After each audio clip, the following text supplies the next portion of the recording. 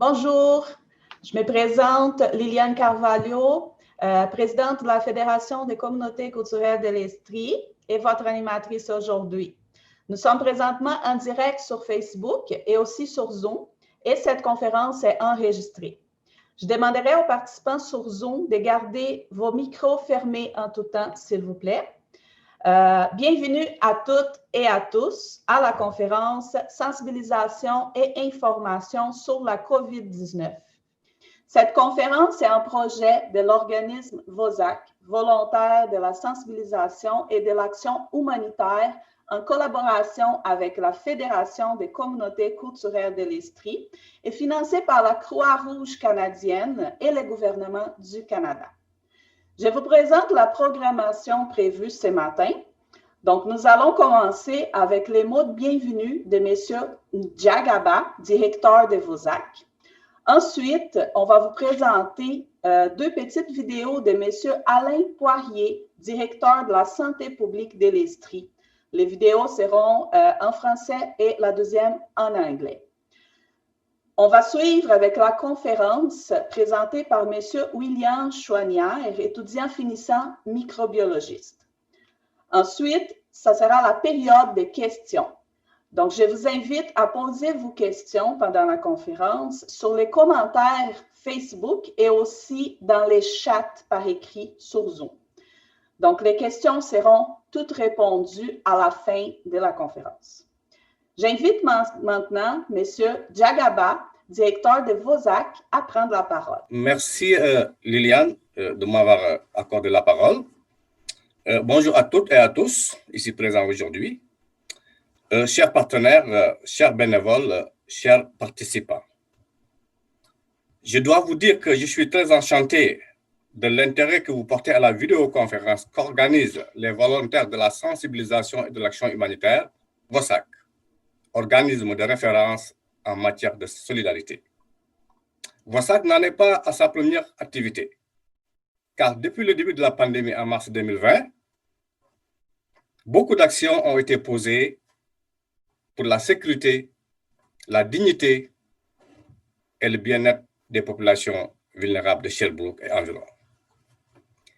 Ainsi, plus de 1000 kits de denrées alimentaires, plus de 25 000 masques, plus de 3 000 bouteilles de gel de 500 ml ont été distribuées à la population sherbrookoise lourdement touchée par les effets collatéraux de la pandémie COVID-19.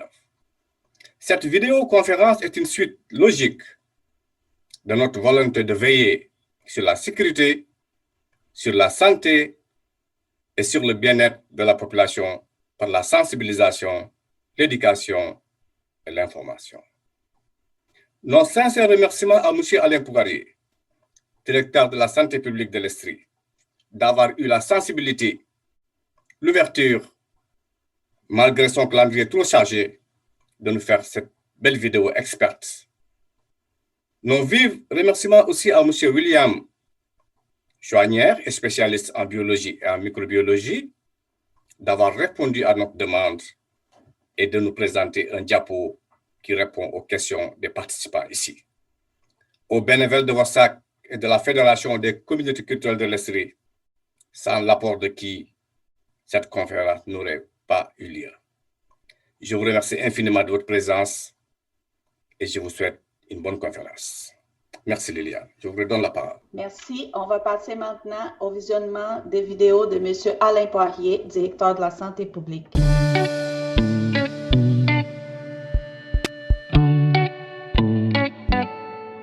Le monde est actuellement bousculé, le monde entier, mais les personnes sont bousculées par cette pandémie de COVID-19. Notre quotidien est complètement transformé, ça fait bientôt 8 mois. Et il faut donc prendre la menace très au sérieux. D'abord pour se protéger nous-mêmes, mais aussi notre famille. Parce que si on n'a, nous, pas vraiment peur du virus, il y a des gens autour de nous, famille, aînés, au travail, qui peuvent être contaminés. Donc ce qu'on fait, c'est pour nous et c'est pour tous les autres. Il y a des gestes simples, on va en voir bientôt 5 pour se protéger, mais qui sont tous en lien avec le fait que ce virus, on l'acquiert et on le transmet par notre respiration. Pour éviter de propager ce virus, si on tousse ou on éternue, on le fait dans son coude. Si on utilise un mouchoir, on le jette tout de suite après et bien sûr, on va se laver les mains immédiatement. Le lavage de mains, on le fait avec du savon, ça suffit, ou si on en a, une solution à base d'alcool. Alors, il faut aussi garder une distance de 2 mètres avec les autres personnes. Comme ça, les postillons vont tomber au sol avant de les rejoindre. Il est recommandé aussi de porter un masque de procédure ou un couvre-visage et bien sûr de s'assurer que ce masque couvre la bouche et le nez. Et pour diminuer toutes ces occasions qu'on vient de décrire, il faut limiter nos déplacements et nos contacts de façon importante. Au travail, dans vos activités sportives, dans vos loisirs ou à la maison, on reste vigilant parce que le virus, lui, il ne prend pas de pause. Si vous avez des questions, vous pouvez appeler au 1-877-644-4545.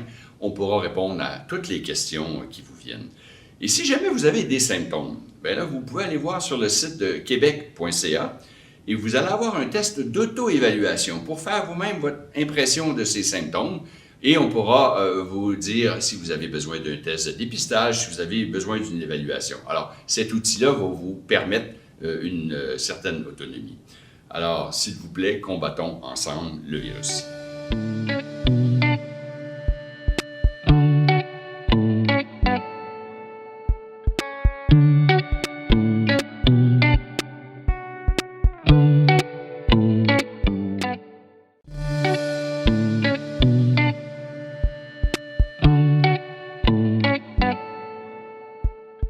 The world is currently being upset by COVID-19 global pandemic. For several months now, everyone's daily life has been turned upside down by this extremely contagious virus. So it's important to take the threat seriously in order to protect yourself and your loved ones, your family.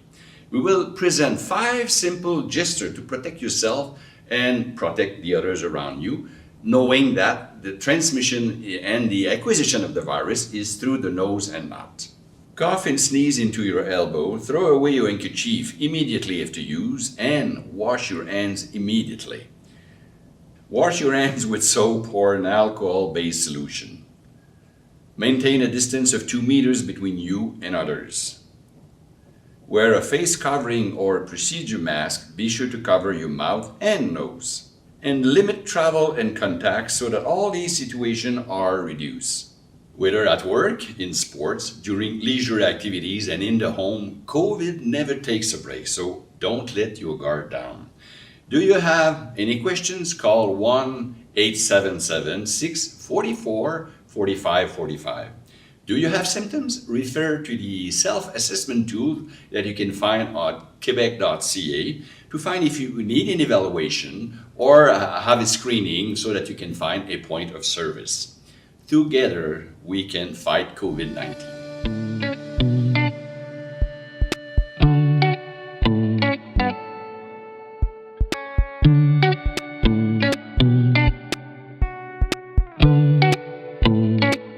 Donner suite à notre conférence, je vous présente maintenant M. William Chouanière, étudiant finissant en microbiologie à l'Université de Sherbrooke, scientifique se spécialisant dans les domaines de la microbiologie, de la virologie, de l'immunologie et des biotechnologies.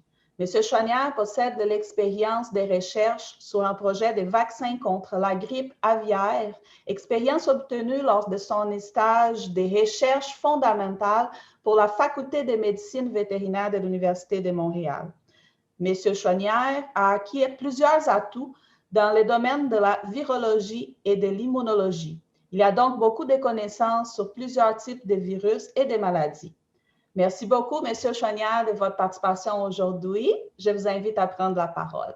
Bonjour. En gros, je peux commencer tout de suite en attendant qu'on prépare un peu la diapositive. Je me présente, en fait, je suis William Chouanière, et comme on m'a présenté, Liliane m'a présenté. Je suis étudiant en microbiologie à l'Université de Sherbrooke pour le département de biologie, en fait. Je suis finissant, donc je termine cette année, je vais être diplômé cette année. C'est sûr que je suis pas encore diplômé en ce moment. Par contre, je crois avoir les connaissances nécessaires là, pour répondre à toutes vos questions. J'ai même préparé un bon diaporama pour sensibiliser, vous donner de l'information également là, sur la COVID. Là. On va même partir du début, de jusqu'à c'est quoi un virus. En gros, je vais recommencer. Je vais vous faire une présentation une présentation de sensibilisation et d'information sur la COVID-19. Je crois que tout le monde connaît un peu c'est quoi la COVID-19. Je vais commencer par donner quelques étapes là, en fait, c'est quoi la COVID-19 pour commencer, c'est quoi un virus. Je vais vous donner des petites informations aussi sur c'est quoi les symptômes possibles. On en a déjà entendu parler, mais je vais préciser des petites informations là-dessus. C'est quoi la différence entre la grippe, le rhume, les symptômes qui sont liés avec la COVID également. Je vais aussi dire c'est quoi en fait comment on peut s'y protéger en fait.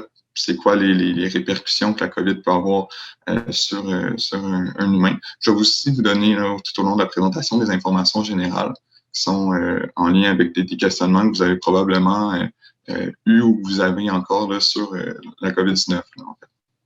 Je peux commencer avec qu'est-ce que la COVID-19 en tant que telle. Principalement, en fait, la COVID-19, c'est quoi? C'est que c'est un virus. Puis la COVID-19, en fait, COVID-19, on a nommé ce virus-là principalement pour CO, qui est pour coronavirus, le VI pour virus et D pour disease, qui est maladie en anglais.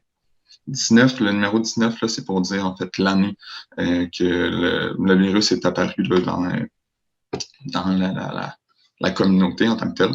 On va le voir un petit peu plus tard, en fait, c'est quoi son origine exactement. Là. En fait, on connaissait déjà les coronavirus avant. C'était connu dans la communauté scientifique, dans la virologie, que les coronavirus étaient présents. En fait, les coronavirus, là, on les appelle comme ça principalement. On voit tout le temps la petite image là, d'une espèce de sphère ronde avec des pics. En fait, c'est pour ça qu'on l'appelle le coronavirus. En fait, c'est comme s'il était orné d'une couronne. En fait, ces petits pics-là aussi, on va les voir un petit peu plus tard, là, ils vont surtout servir à l'adhérence en fait du virus aux cellules de l'autre. On s'en vient, je vais vous expliquer ça plus en détail. En fait, on sait aussi qu'il est pathogène, là, le coronavirus.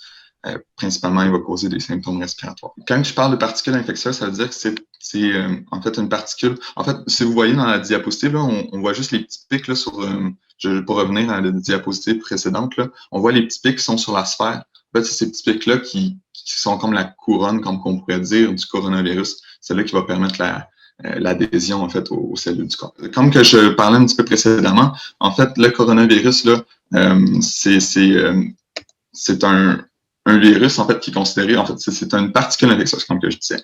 Les particules infectieuses, les virus, en fait, ils sont pas capables de se répliquer par eux-mêmes. Donc, ils doivent utiliser par exemple, les cellules d'un organisme. C'est comme un peu des parasites, autrement dit. Donc, ils vont juste se répliquer en utilisant les cellules du corps humain. En fait, les virus, ça peut infecter non seulement les cellules du corps humain, mais ça peut aussi infecter les cellules animales, végétales. Donc, ça peut aussi infecter des plantes. Ça peut aussi infecter des bactéries. Il faut s'attendre, en fait, les virus, là, c'est une particule qui est très, très petite. C'est vraiment plus petit qu'une bactérie encore. Là. On voit aussi l'exemple, là, en fait, sur la diapositive, qu'il y a plusieurs types de virus différents. On voit nous, on va se concentrer principalement sur les types de virus sphériques, donc qui sont comme le coronavirus et l'influenza qui fait la grippe. En gros, si vous regardez l'image un petit peu plus en bas, là, on voit que le virus, là, c'est pas trop compliqué comme structure. Là. Il y a une espèce de couche qui est représentée en couche jaune et verte. En fait, ces couches-là, ça s'appelle les capsules. Ça, c'est qu'est-ce qui protège le virus. Parce que ce qui est vraiment important d'un virus, c'est son ADN. Donc, c'est son génome qui est à l'intérieur. C'est avec ce génome-là qu'ils vont réussir à s'accrocher, par exemple, sur une cellule. Ils vont injecter leur génome à l'intérieur d'une bactérie ou d'une cellule en tant que telle pour pouvoir se reproduire par la suite.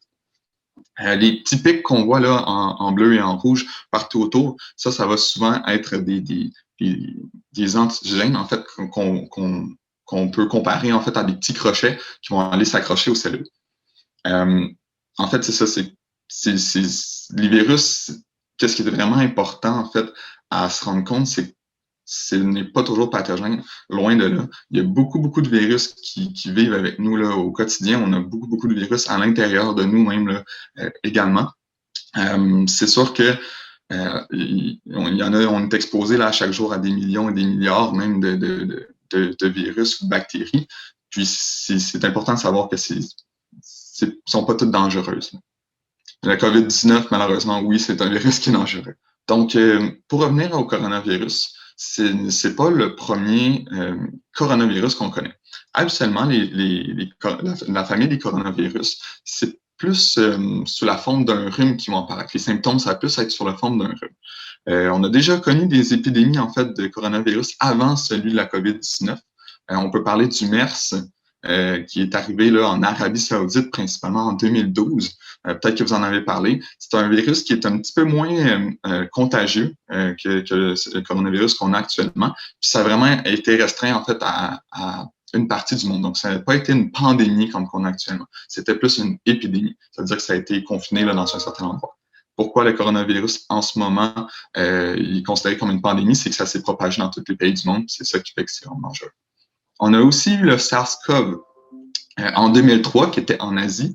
Le SARS-CoV, c'est un coronavirus aussi qui a causé une épidémie assez grave en Asie en 2003. Par contre, encore là, ça a été resté confiné en Asie. On avait déjà vu ce type de coronavirus-là, mais les virus, c'est comme ils ont plusieurs espèces différentes. C'est pas, par exemple, comme un chien. Là. Il peut y avoir plusieurs espèces de chiens, mais un chien, ça reste un chien. C'est un petit peu le même principe pour les virus ici. Donc, on a bien entendu aussi le SARS-CoV-2, qui est le nouveau coronavirus en 2019 qui est apparu en Chine. Je vais vous dire un petit peu c'est quoi son origine là, au SARS-CoV-2. Plusieurs scientifiques s'entendent pour dire que l'origine du coronavirus provient de Wuhan en Chine. C'est là qu'on a eu les premiers cas. C'est très difficile, par contre, d'avoir le patient zéro. Le patient zéro qui est en fait la personne qui a été contaminée en premier. En fait, on pense que ça pourrait provenir de Hunan Seafood, qui est un petit marché là, extérieur qui est assez commun en Asie. En fait, là-bas, ils font la vente d'animaux quand même assez exotiques pour se nourrir. Exotiques pour nous, bien entendu, parce que en Asie, c'est que des animaux qui vont manger fréquemment. On parle de chauves-souris, de grenouilles, de serpents, d'oiseaux, bien d'autres aussi animaux là, qui vont vendre là, de façon fréquente dans ces marchés-là.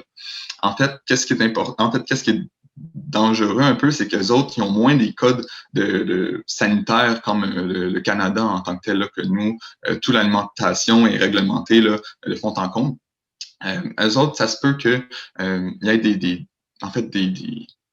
si, par exemple, la viande n'est pas assez cuite, là, ils peuvent être infectés par des bactéries ou des virus. Puis, qu'est-ce que les scientifiques ont conclu avec une analyse de séquence génomique, qui est l'analyse d'ADN? Ils ont vu que les chauves-souris avaient un virus qui était très, très similaire au coronavirus qu'on a actuellement. Donc, on pense que le réservoir primaire, ça veut dire que la première espèce, autrement dit, qui a développé le coronavirus serait la chauve-souris. Là, on ne sait pas trop pourquoi la chauve-souris aurait, par exemple, transmis le virus à l'humain. En fait,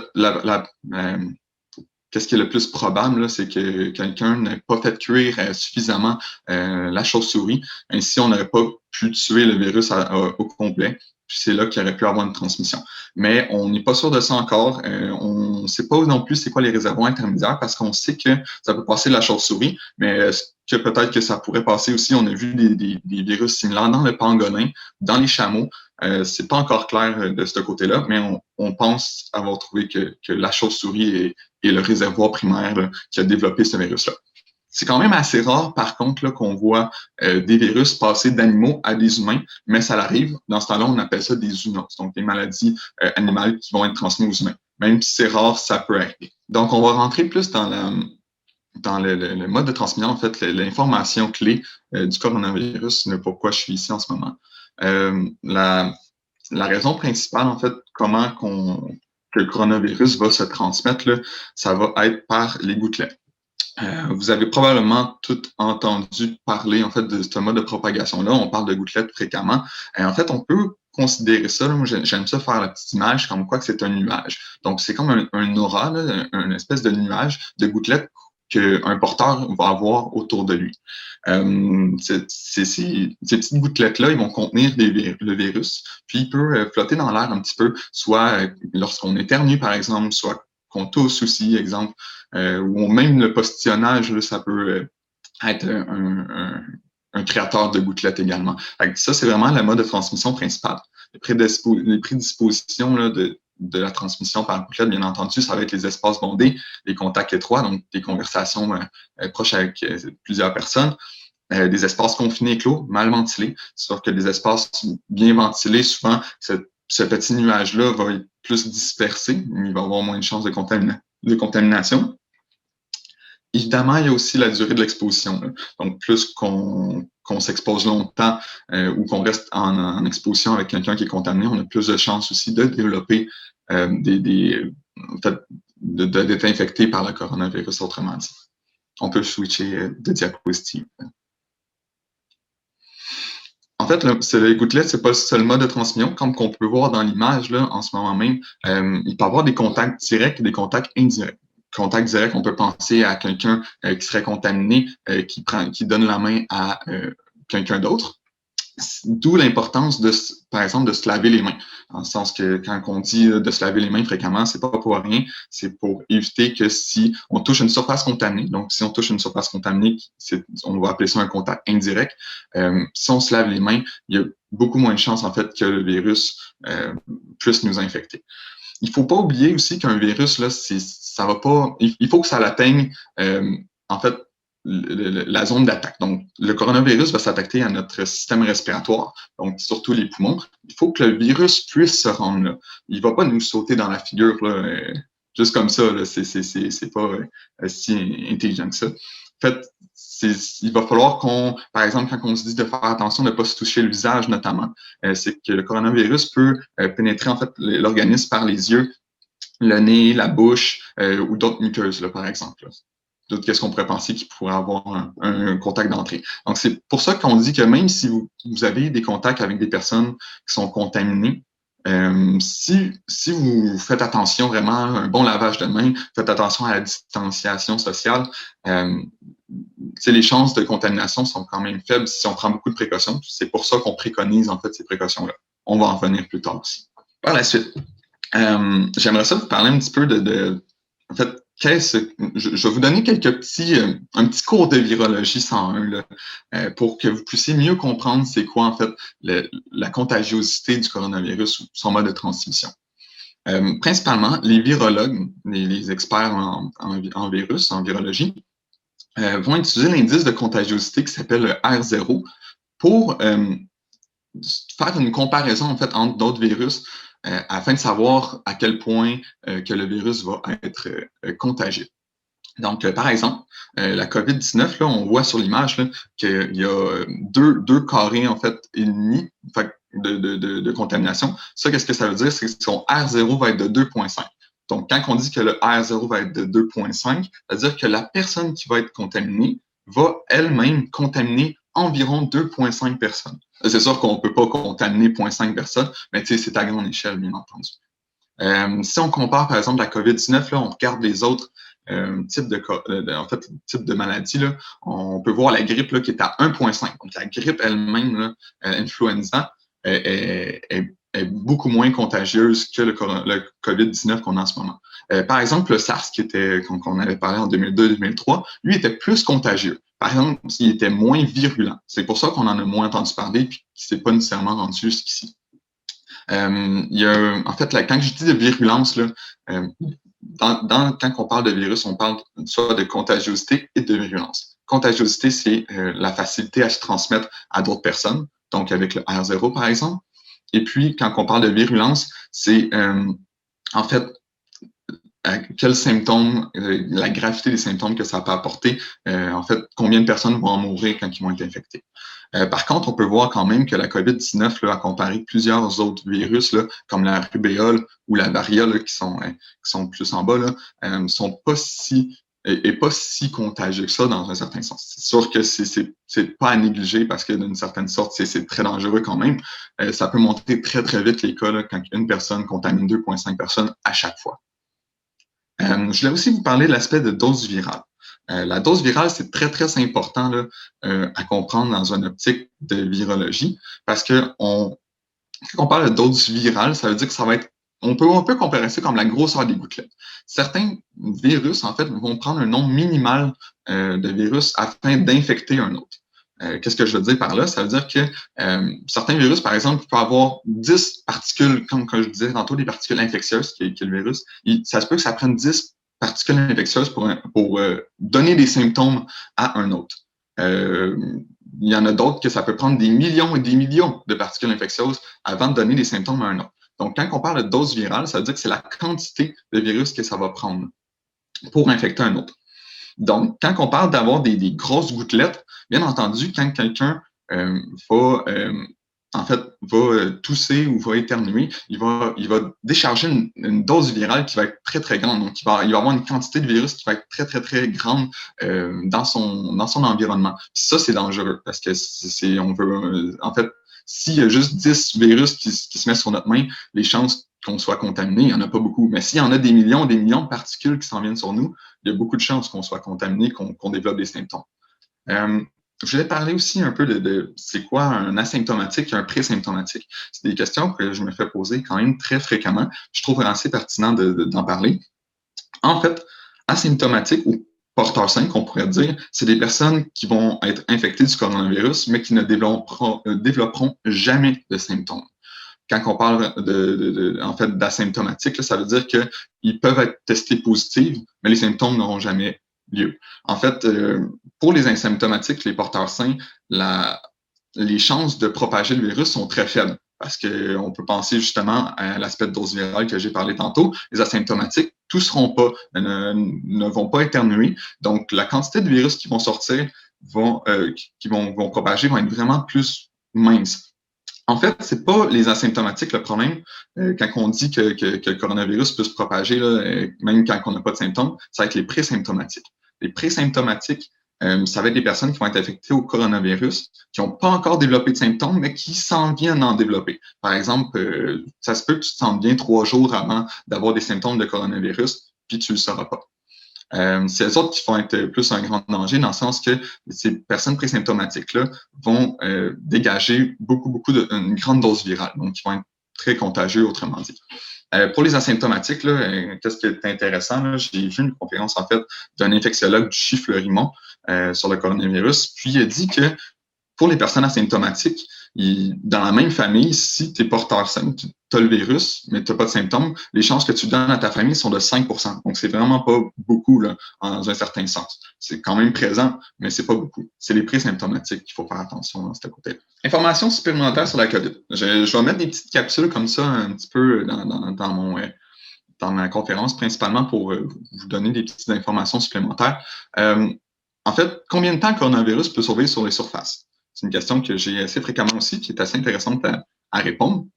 En fait, malheureusement, il n'y a pas d'études, il n'y a pas d'évidence à 100%, du sens que c'est un nouveau virus quand même. On n'a pas encore toutes les études qui sont mises en place. Par contre, on est capable de se baser sur d'autres modèles qu'on a eus, comme le rhinovirus, l'influenza, qui sont des virus très similaires. On a aussi l'épidémie de SARS en 2002-2003 que j'ai parlé, qui est un virus qui est très similaire également.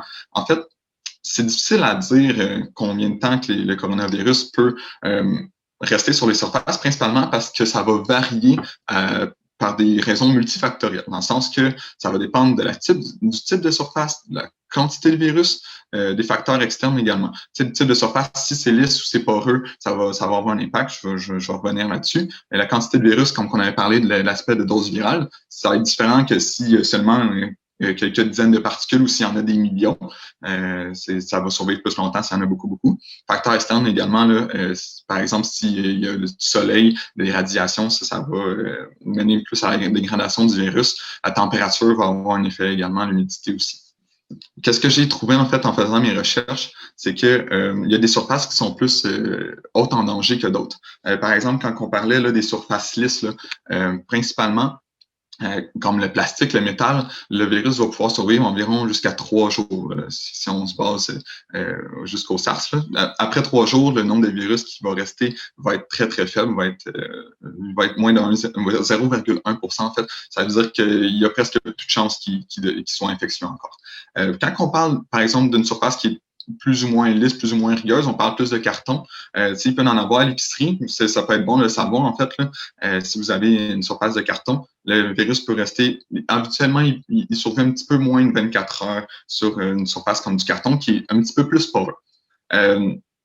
Un tissu, en fait, qui a un faible danger, c'est surtout les tissus, les vêtements, là, principalement parce que le virus, en fait, sur des surfaces poreuses comme ça, il va rester accroché au fil du vêtement. Puis, on peut penser ça un petit peu, là, vous voyez un petit peu les images là, de gouttelettes qui sont en bas à droite.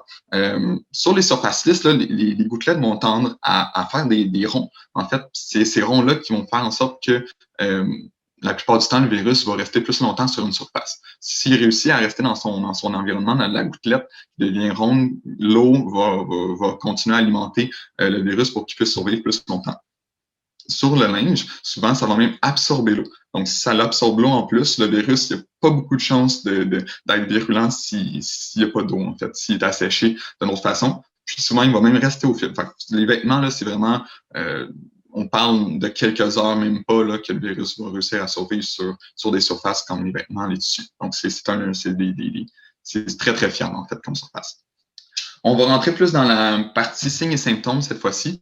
Je vais passer quand même rapidement, dans le sens que pas mal tout le monde sait c'est quoi les signes et symptômes de la COVID-19. Je vais les rappeler quand même. Les plus fréquents, on parle de fièvre, de toux sèche, de fatigue. Les symptômes graves, ça peut aller des difficultés respiratoires, une sensation d'oppression à la poitrine, des douleurs au niveau de la poitrine également. Perte d'élocution, de motricité, on voit qu'il y a beaucoup de monde qui sont très fatigués, qui ont de la misère à se déplacer aussi lorsqu'ils sont atteints de la COVID. C'est quand même une grosse grippe aussi également là, pour les symptômes graves. Les symptômes moins fréquents, on parle de courbature, maux de gorge, diarrhée, conjonctivite, maux de tête. En fait, qu'est-ce qui est important de ces symptômes moins fréquents-là? On va garder en tête la diarrhée, les maux de tête, qui sont plus ou moins... En fait, il y a plus ou moins de maux de tête pour les signes et symptômes de la COVID. C'est quand même important à se rappeler. On va en revenir plus tard. Là. La diarrhée aussi, qui est quelque chose qui était assez surprenant, dans le sens qu'habituellement, les virus qui affectent les voies respiratoires, souvent ne vont pas déclencher des diarrhées. Donc, c'est un indice aussi qui peut être assez important à savoir. Ou perte de l'odorat ou du goût aussi, qu'on a remarqué pour les coronavirus. Ça donne une bonne indication aussi si on est infecté par coronavirus. Donc, finalement, les symptômes légers, en fait, quand on a des signes et symptômes, bien entendu, on peut les soigner à la maison. En fait, c'est la grande majorité. Là, on parle presque de 90% des cas qui vont être des symptômes légers.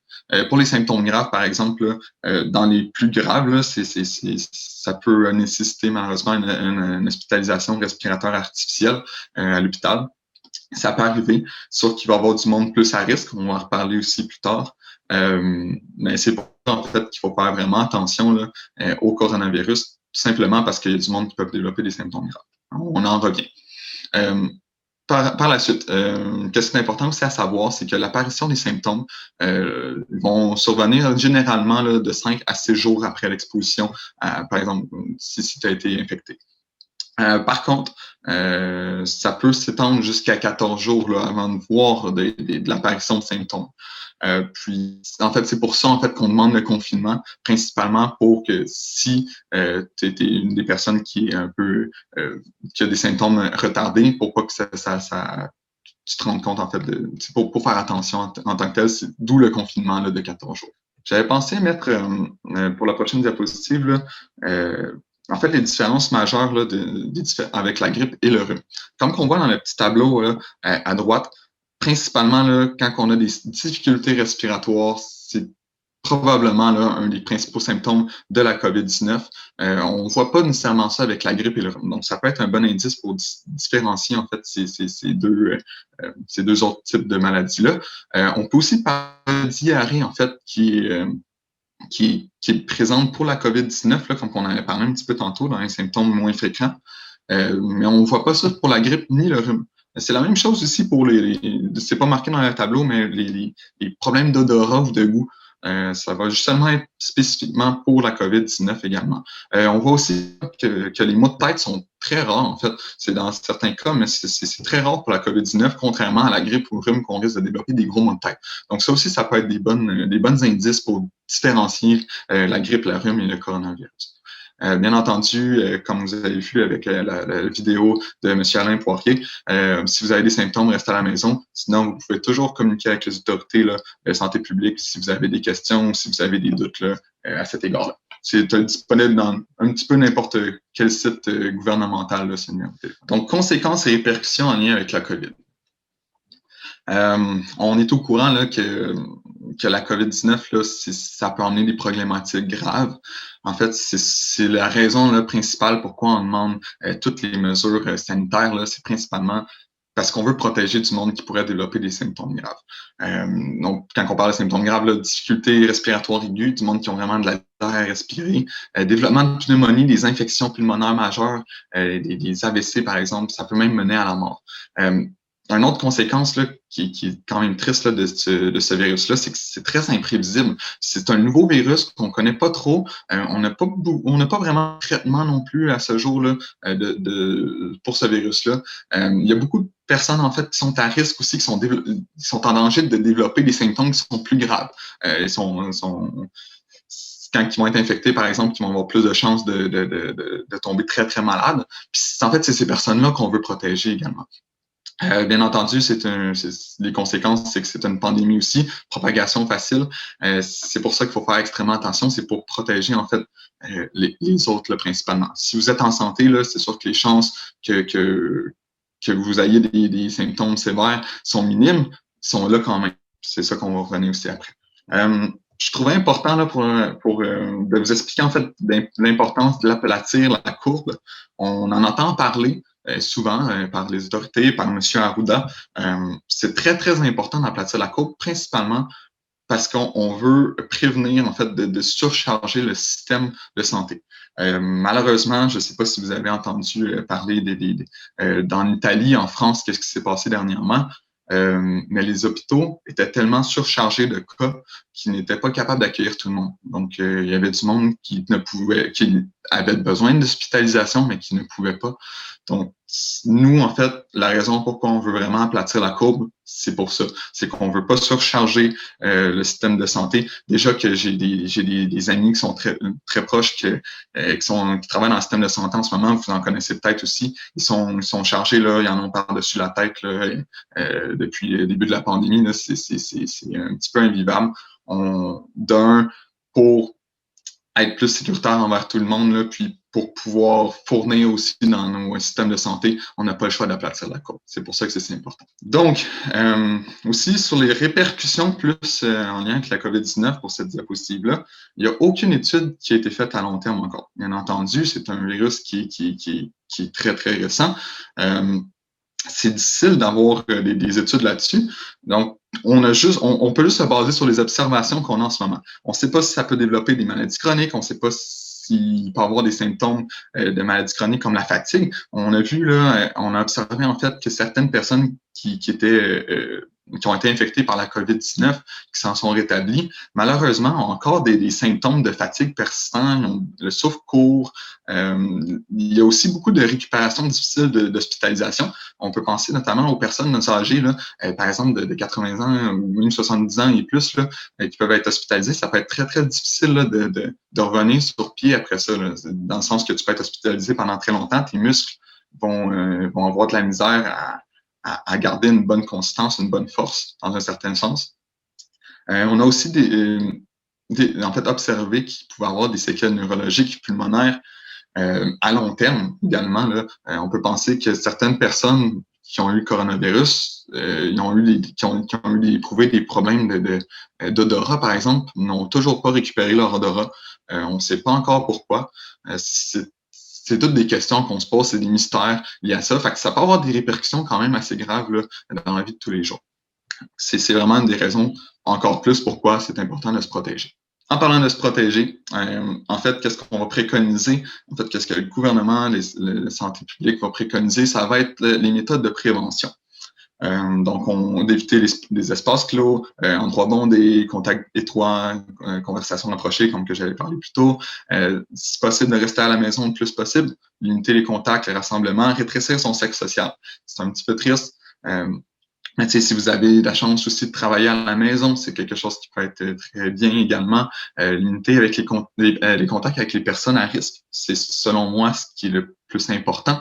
Du fait que les personnes âgées, les personnes qui ont des problèmes, déficits immunitaires, par exemple, qui ont un système immunitaire affaibli, ou des personnes qui ont des problèmes de santé. Problèmes de santé, c'est vague, là, mais on parle ici là, principalement d'obésité, de diabète, qui sont des facteurs de risque qui sont assez sévères pour les personnes qui sont à risque. C'est vraiment d'essayer de faire attention à ces personnes-là, principalement parce que c'est les autres qui vont pouvoir développer des symptômes plus graves. Donc, bien entendu, c'est sûr que les méthodes de prévention sont pas toujours possibles pour tout le monde. Il faut qu'on continue à travailler. Veut pas, surtout le monde qui sont dans le secteur de la santé publique, qui n'ont pas le choix de se présenter sur lieu de travail. Donc, port du masque, du couvre-visage, ça va être quelque chose qui va être super important. Je vais en revenir plus tard avec le port du masque. J'ai beaucoup de questions sur ça. L'éloignement physique de 2 mètres, c'est très important principalement. Le 2 mètres, on demande de le respecter à cause on parlait de la transmission par gouttelette, comme le petit nuage, là. Les gouttelettes ont beaucoup moins de chances de se rendre à une distance de 2 mètres là, que si on avait une conversation rapprochée. Hygiène des mains, on en avait parlé. Si par exemple, on touche à des objets qui sont contaminés ou à des personnes contaminées, de se laver les mains, ça va permettre d'éliminer le virus avant que vous touchiez le visage ou qu'il pénètre dans l'organisme. Étiquette respiratoire, c'est super important. Donc, tousser dans le coude, faire attention aussi là, quand on éternue. Nettoyage, désinfection des surfaces, des objets, c'est pour ça que c'est important. Aussi, prendre soin d'une personne atteinte de la COVID-19 à la maison, ça peut être quelque chose qui est bien aussi. Donc, faire son épicerie, par exemple, si vous connaissez quelqu'un qui a des symptômes ou qui sont porteurs. Une des informations que je me suis fait le plus demander, c'était l'efficacité du masque. On se pose toujours des questions, là. Il y a beaucoup de monde en fait qui conteste ça, mais je vais vous dire tout de suite que les études prouvent que le masque est vraiment bénéfique en fait pour stopper ou même en fait freiner une pandémie. D'un point de vue, qu'est-ce qui est important, par exemple, là j'ai trouvé des petites statistiques là.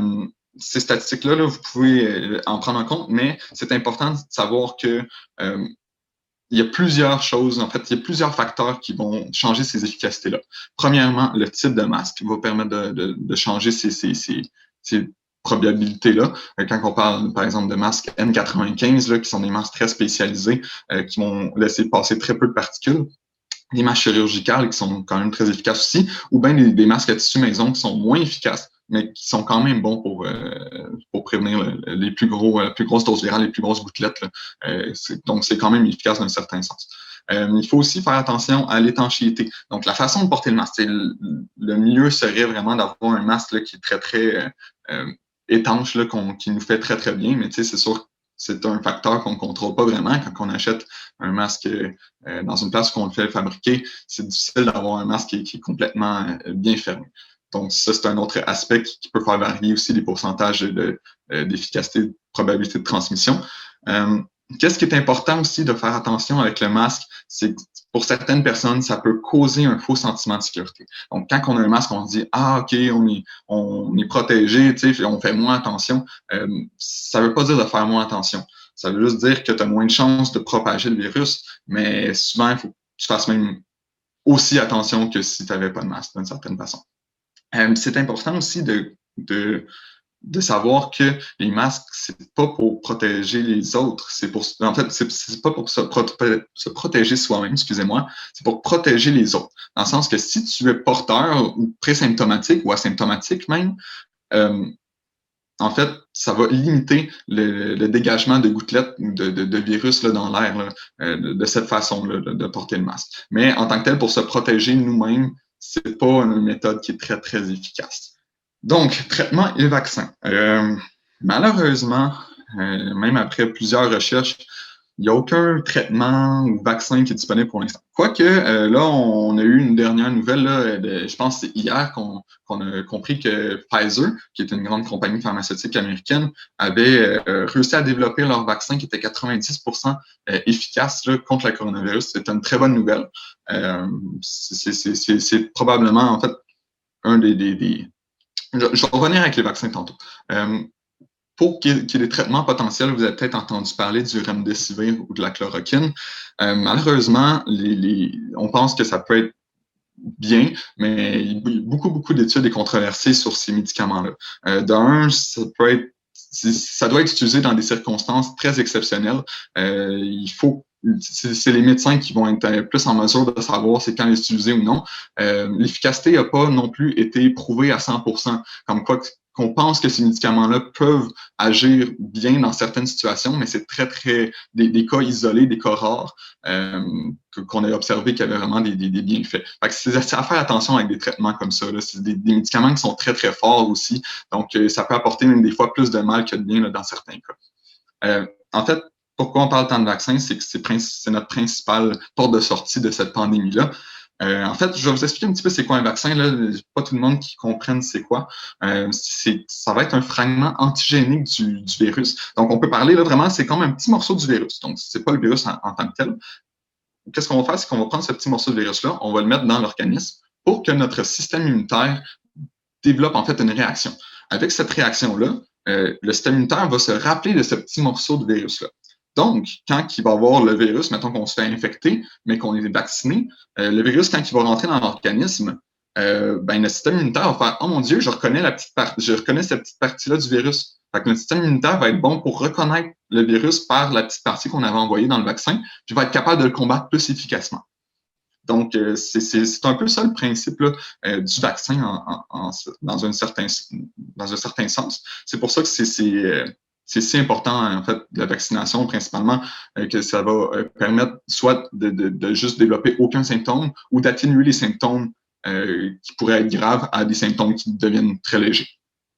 En fait, plusieurs études aussi de l'OMS vont prouver que l'immunité est possible aussi pour environ une quinzaine d'années. Donc, la méthodologie là, de création de vaccins, c'est très long, c'est très complexe. Principalement, ça se déroule en 3 phases. Là. Il faut faire des tests préliminaires. En fait, la première étape, ça va être de trouver le fragment du virus qu'on va pouvoir injecter dans l'organisme. Ce processus-là est très long déjà à la base. Par la suite, il faut trouver une façon d'optimiser ce vaccin-là.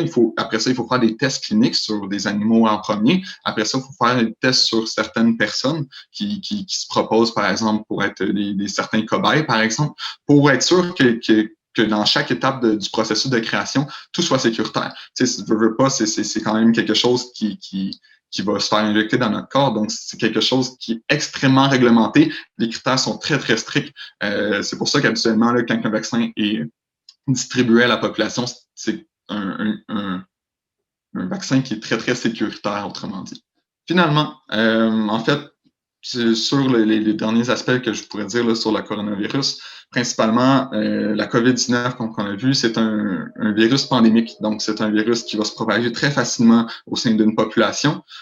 C'est important de se protéger, mais en fait, non seulement se protéger, c'est aussi protéger les autres. Donc, c'est pour ça que c'est si important de se protéger dans une certaine façon. Parce qu'une pandémie, tout le monde a un impact là-dedans. S'il y a une personne qui décide de ne pas respecter les mesures sanitaires, ça peut débalancer un petit peu la protection de tout le monde, dans un certain sens. Donc, c'est pour ça que se protéger, c'est aussi protéger les autres. C'est important de respecter les mesures sanitaires, bien également.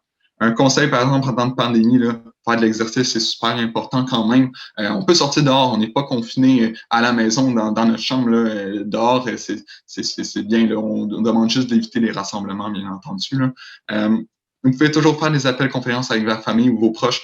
C'est sûr que c'est peut-être moins chaleureux dans un certain sens, mais ça peut être très apprécié là, de lancer des appels, par exemple, à nos grands-parents, nos parents. Nos frères, nos amis. Donc, garder espoir aussi, un bon moral, c'est toujours ça qui va arriver. De plus en plus d'avancées, les scientifiques font des découvertes constantes. Là, donc, ce n'est qu'une question de temps avant qu'un vaccin vienne sur le marché. Donc, c'est cela. J'espère que vous avez apprécié là, ma petite conférence. Si jamais vous êtes intéressé à consulter les sites, là, j'en ai laissé quelques-uns là, ici, là, sur quoi là, je me suis principalement basé sur des articles scientifiques, donc des articles de recherche là, par des médecins, des microbiologistes, entre autres, les sites du gouvernemental aussi, comme le gouvernement du Québec, Canada également. Donc, si vous avez des questions, je pense que, comme Liliane l'avait dit, vous pouvez lui demander. Je vais essayer de répondre du meilleur de mes connaissances à vos questions dans ce sens-là. Donc, merci de m'avoir écouté. Merci beaucoup, William, M. Chonière. Merci beaucoup. Donc, je vous invite à poser vos questions. Pour ceux qui sont en direct sur Facebook, si jamais vous avez des questions, j'ai accès à vos commentaires, donc vous pouvez écrire un commentaire sur Facebook. Pour ceux qui sont ici avec nous sur Zoom, vous pouvez soit lever la main et on va vous pouvez ouvrir votre caméra, poser votre question. Vous pouvez aussi écrire dans les chats. Oui, M. Boubacar Cissé. Hey, bonjour, M. Chouanière. Bonjour à vous tous. Et puis, merci, M. Chouanière. Vraiment, c'est magnifique, la présentation. Moi, j'ai une question à vous poser. Est-ce que quand on est dans la phase asymptomatique, est-ce qu'on peut ne pas aller à la phase pré-symptomatique? En fait, la phase asymptomatique et pré-symptomatique, c'est deux phases qui sont un petit peu différentes, dans le sens que quand on est contaminé par le virus, quand on parle vraiment qu'on est asymptomatique, ça veut dire qu'on ne va jamais développer de symptômes ou des symptômes qui vont être très, très bénins en tant que tels. Pré-symptomatique, ça, c'est juste que tu as le virus dans toi, mais que, par exemple, 3 jours après, comme on avait dit, là, par exemple, si tu t'es fait infecter une journée ou 2 journées avant que le virus commence à se propager dans ton organisme, ça prend un certain temps, de 4 à 5 jours, comme que j'avais mentionné, 5 à 6 jours. C'est là que tu es présymptomatique. Donc, c'est quand tu es pour développer des symptômes, c'est là. Fait que c'est ça qui est un petit peu, mettons, insinueux dans un certain sens, parce qu'on n'est pas capable de faire la distinction entre un asymptomatique et un présymptomatique. Un symptomatique qui va être peu dangereux, puis présymptomatique qui va être très dangereux. C'est pour ça qu'on dit que les personnes qui n'ont pas de symptômes peuvent être contagieuses quand même. Parce que même dans le sens que si tu ne développes jamais de symptômes là, suite à l'infection du coronavirus, les chances que tu sois contagieux sont très, très faibles. Mais ce qu'on ne sait pas, si tu vas développer des symptômes ou non. Puis il n'y a aucune façon de le savoir, c'est très imprévisible. Est-ce que ça répond à votre question? Oui, merci. OK. Merci. Nous avons une autre question. Quel est-il de la notion d'immunité collective? Marche-t-elle vraiment? OK, ouais, c'est une bonne question. L'immunité collective, en fait, c'est, selon plusieurs épidémiologistes, là, on parle qu'il faudrait que la population, il y a une population environ 70, ils parlent entre 70 et 85% de la population ait des anticorps contre le virus. Quand on parle d'anticorps, là, ça veut dire que la plupart du temps, se développent ces anticorps-là soit par la vaccination ou soit après une infection au virus. Dans le sens que quand tu as une maladie en tant que telle, qui est bactérienne ou virulente par des virus, tu développes ton système immunitaire va être intelligent, il va être capable de reconnaître ces virus-là, il va être capable de contrer ces virus-là aussi d'une certaine façon. Donc, quand on parle d'immunité collective, ça veut dire qu'il y a un assez grand nombre de personnes dans la population qui va être immunisée contre ce virus-là. Ça veut dire que c'est un peu comme quand on parle de parapluie avec... J'aimais bien ça, là, en fait, j'avais vu une conférence qui parlait de ça. On peut penser, là, par exemple, la pandémie, c'est de la pluie. Là, les personnes qui vont être immunisées, par exemple, qui vont avoir eu le vaccin, qui vont avoir contracté le virus, qui vont s'en être sortis, ils vont être rétablis, ils vont avoir des parapluies. Il y a certaines personnes, par exemple, qu'il y a 80% de la population qui ont des parapluies. Les personnes qui n'ont pas de parapluie, donc qui n'ont pas eu de vaccin, qui n'ont pas eu qui n'ont pas eu le virus en tant que tel, vont être protégés principalement parce qu'ils vont pouvoir se promener en dessous des parapluies des autres personnes. Donc, ils ne seront pas touchés par la pandémie ou, dans ce cas-ci, la pluie. On pourrait penser en fait là, que si le pourcentage de la population est très faible, c'est possible en fait là, certaines personnes vont avoir des parapluies, mais ça ne sera pas un nombre assez grand pour pouvoir protéger tout le monde. Donc c'est pour ça qu'on parle d'immunité collective. Ça, c'est quand il va y avoir un assez grand pourcentage de la population qui va être protégée contre le virus, en fait assez grand pour que ça puisse même protéger le monde qui sont pas protégés. Donc ça, c'est pour ça qu'on parle d'immunité collective. Et oui, c'est la méthode en fait qu'on va préconiser principalement avec le vaccin. Principalement que si on réussit à vacciner une grande partie de la population, là, quand on parlait là, de 70 à 85% de la population idéalement, ça va nous permettre là, de stopper en fait la propagation de la pandémie du coronavirus parce qu'il sera plus capable de se propager parce qu'il va y avoir trop de monde qui vont être immunisés dans un certain sens.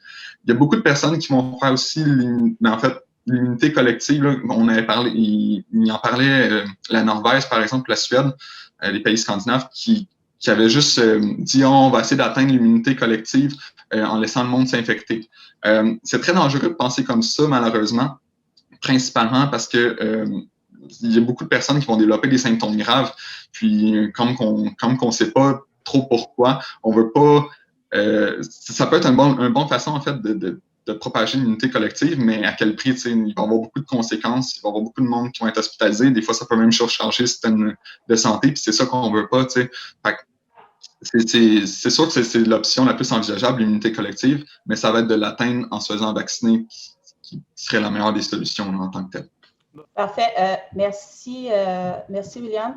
J'ai plusieurs questions. Je vais aller par ordre de ceux qui sont manifestés. D'accord? Donc, ceux qui sont manifestés, attendez quelques instants. J'ai une ordre de priorité. Donc, on va commencer par M. François qui avait levé la main il y a quelques instants. Je vous donne la parole. Oui, vous m'entendez?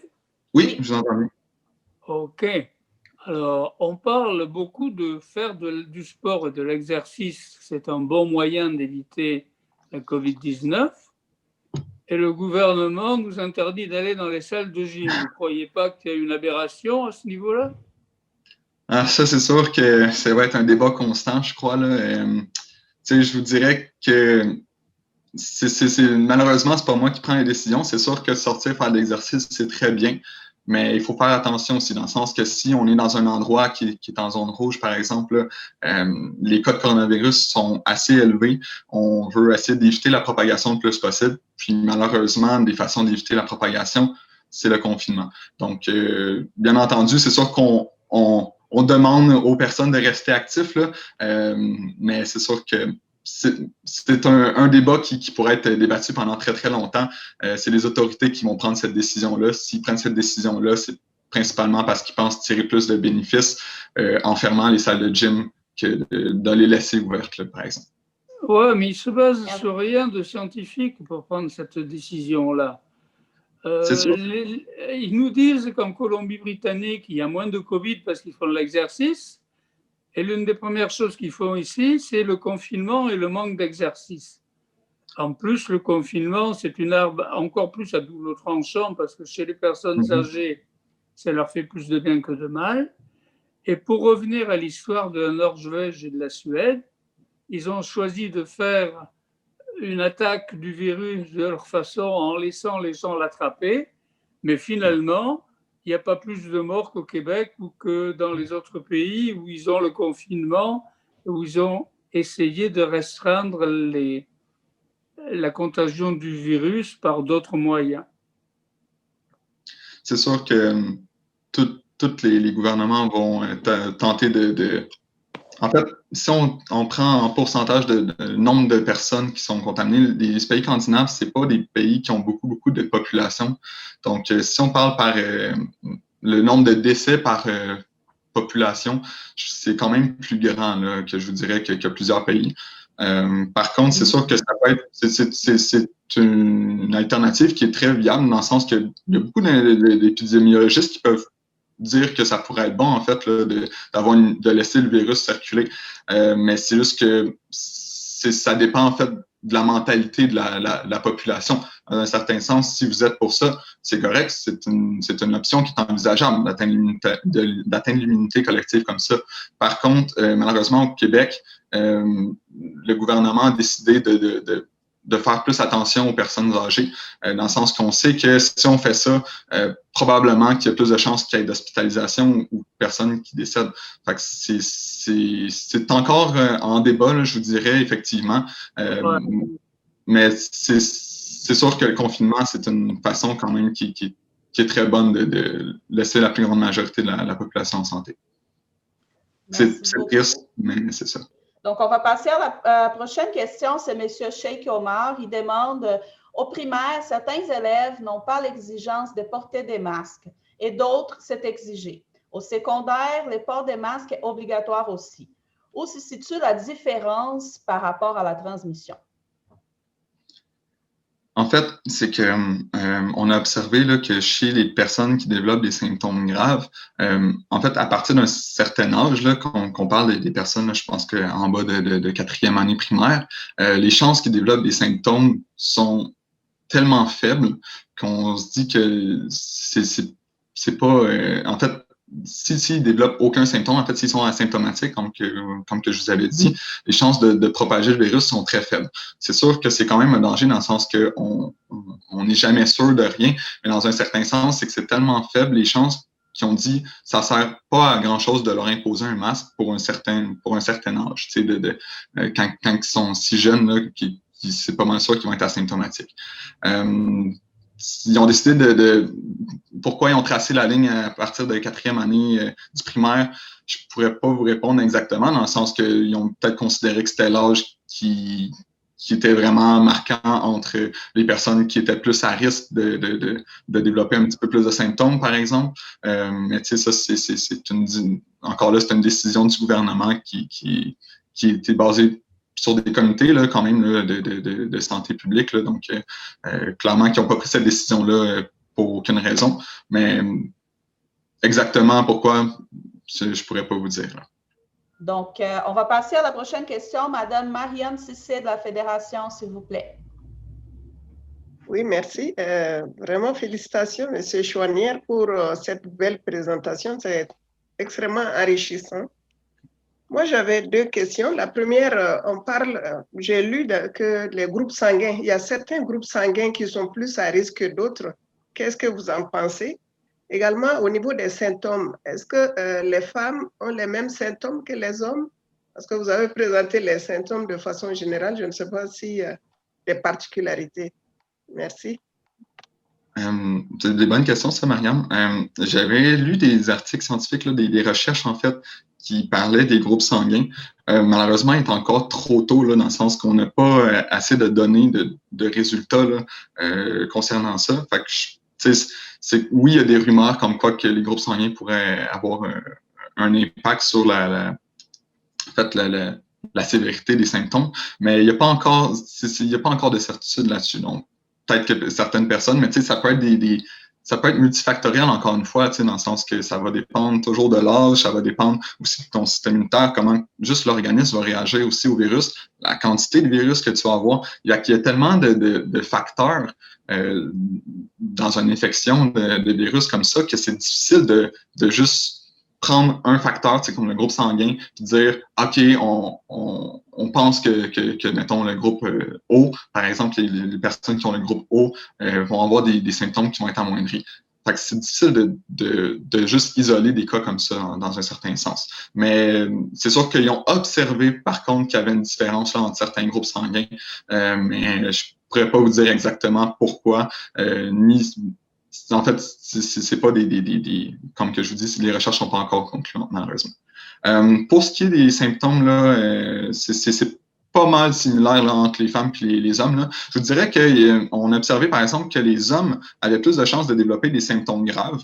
De ce que j'avais entendu là, par de certains articles, certaines lectures, c'était que les hommes avaient plus de problèmes cardiaques la plupart du temps. Si on a des problèmes cardiaques, la plupart du temps, on a plus de chances en fait, de développer des symptômes graves parce qu'on a vu que le coronavirus pouvait affecter le système cardiovasculaire également. Donc, on pense que ce serait peut-être pour ça. On a vu c'est juste une observation, encore une fois. C'est pas une grande différence. Là, on parle d'environ, je pense, il parlait de 55% des personnes infectées, c'était des hommes, contrairement à 45% que c'était des femmes. C'est pas une grosse différence, mais c'est quand même là, ils l'ont observé, ils ont mis des hypothèses, mais encore là, c'est peut-être un petit peu trop tôt là, pour savoir une certitude pourquoi. Parfait, est-ce que ça répond à vos questions? Oui, merci. Merci beaucoup. On va revenir à M. Djagaba. Juste une petite note avant, je demanderai à Mariam et François d'enlever les mains levées parce que comme ça, si vous avez une autre question, vous allez encore lever la main. Je vais être au courant, sinon je vais penser que c'est encore l'ancienne question. Juste un petit détail technique. Donc, on revient à M. Djagaba. On réessaye? Oui, merci Liliane. Donc, ça marche cette fois-ci parce que j'ai changé d'ordinateur. Donc, voilà, ma question, c'est de savoir combien de temps ça dure là, entre la date de découverte d'un vaccin et la date de l'homologation, c'est-à-dire la date de l'effectivité du vaccin. Combien de temps ça dure exactement? Est-ce que c'est une année? Est-ce que c'est 2 ans? Est-ce que c'est 3 ans? C'est vraiment ça que je voudrais savoir. Voilà. Okay. Premièrement, en fait, là, je vais vous dire un petit peu, je peux élaborer un petit peu plus là-dessus. Je vous avais dit qu'il y avait 3 phases là, dans un processus de développement d'un vaccin. La première étant d'essayer de trouver en fait, c'est d'essayer de trouver une particule qui va être un petit morceau en fait du virus qui va être compatible dans le corps humain, qui est spécifique au virus. Donc, qu'est-ce qui est difficile dans la recherche des vaccins, c'est que, par exemple, le virus va avoir plusieurs antigènes, il va avoir plusieurs typiques, là, mais il va en avoir plusieurs qui vont être similaires à d'autres virus, par exemple.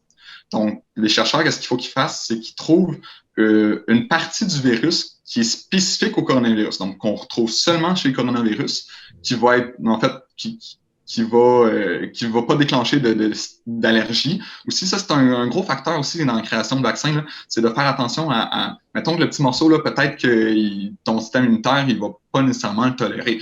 Donc, ça, c'est un autre facteur à faire attention. Fait que, juste de trouver, mettons, c'est la partie exacte qu'on veut avoir du vaccin pour immuniser le monde. Juste cette recherche-là, ça peut prendre beaucoup, beaucoup de temps. C'est sûr que là, c'est jamais constant. On parle habituellement d'un vaccin, ça peut prendre le vaccin de la grippe, par exemple, ça peut être très, très rapide dans le sens que souvent, la grippe va souvent être le même virus, juste un petit peu modifié. Souvent, on peut penser à les virus, là, j'aime bien ça dire qu'ils aiment l'Halloween parce qu'ils vont porter des costumes différents. Ça va être la même personne, mais en fait, le même virus, mais souvent, ils peuvent changer de costume. Fait que, tu sais, ils peuvent faire, lui, je le reconnais, mais tu sais, il est différent un peu des autres. Fait que la grippe, c'est un peu comme ça aussi. C'est pour ça que c'est plus facile, dans le sens que la base, c'est la même, sauf que des fois, il va changer de vêtements. Pour des nouveaux virus, ou par exemple, de trouver un vaccin contre certaines maladies là, en tant que telles, ça peut prendre des années, là. Il y en a même qu'on ne trouvera jamais de vaccin principalement là, parce qu'on n'est pas capable de trouver une partie spécifique. Donc, pour ce qui est, mettons, du coronavirus, là, il y a beaucoup de personnes en fait, qui font de la recherche là-dessus en même temps. Beaucoup de compagnies pharmaceutiques, des établissements de recherche comme les universités.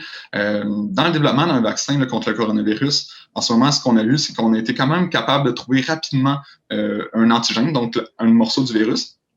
Après ça, une fois qu'on a trouvé ça, il faut qu'il y ait 3 tests préliminaires, donc les phases 1, 2 et 3. Phase numéro 1, ça va être des tests à petite échelle sur des animaux. Donc, on va parler plus de rats dans ce temps-là. Les rats qui ont un système qui est quand même similaire aux humains. On va faire beaucoup de tests sur les rats dans ce temps-là. Par la suite, à la fin de la phase 1, le début de la phase 2, on va commencer à tester sur des primates qui sont relativement, là, qui ont presque la même ADN que nous, là, dans un certain sens, c'est très, très similaire.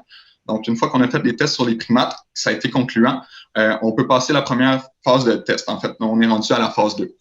La phase 2, ça consiste à tester le vaccin en petite quantité, en fait, en plusieurs. On va changer la concentration du vaccin pour essayer d'avoir un état optimal. Parce que qu'est-ce qu'on veut, c'est que le vaccin soit efficace, mais dans un certain sens aussi, on ne veut pas trop en donner non plus. Donc, juste cette étape-là, cette étape 2-là, de regarder la concentration une fois que tu as trouvé le vaccin. La concentration, ça va te permettre d'avoir ton efficacité aussi de ton vaccin dans un certain sens.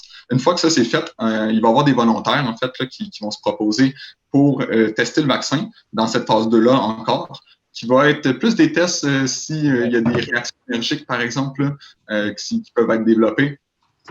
C'est plus pour ça la phase 2. Ça va être vraiment sur un petit échantillon de personnes. Rendu à la phase 3, là, la phase 3, il y a plusieurs vaccins qui sont en phase 3. Là, ils vont prendre 20 000 personnes.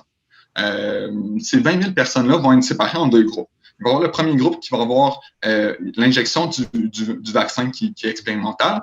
Le deuxième groupe va avoir en fait une injection placebo, donc qui est habituellement juste de l'eau salée, pour essayer de regarder s'il y a une différence entre ces deux groupes-là. C'est ça la phase 3. En ce moment même, ils sont en train d'étudier ça, sauf que c'est très long parce qu'il faut que tu prennes ces 10 000 personnes-là, après ça que tu attendes de voir si ces personnes-là se font infecter ou non, s'ils développent des symptômes, c'est quoi la différence entre les personnes qui sont vraiment vaccinées avec le vrai vaccin ou les personnes qui sont vaccinées avec le placebo, de faire une distinction entre ces deux-là, ils sont capables de voir l'efficacité en fait du vaccin de cette façon-là. Donc, il n'y a pas vraiment de réponse à proprement dit à votre question là, sur la durée du processus de vaccin parce que il y a tellement de facteurs encore là qui vont permettre soit qui vont ralentir la procédure de création de vaccins. Mais tu sais, de ce que je peux vous dire en ce moment, c'est qu'on est déjà rendu à la phase 3.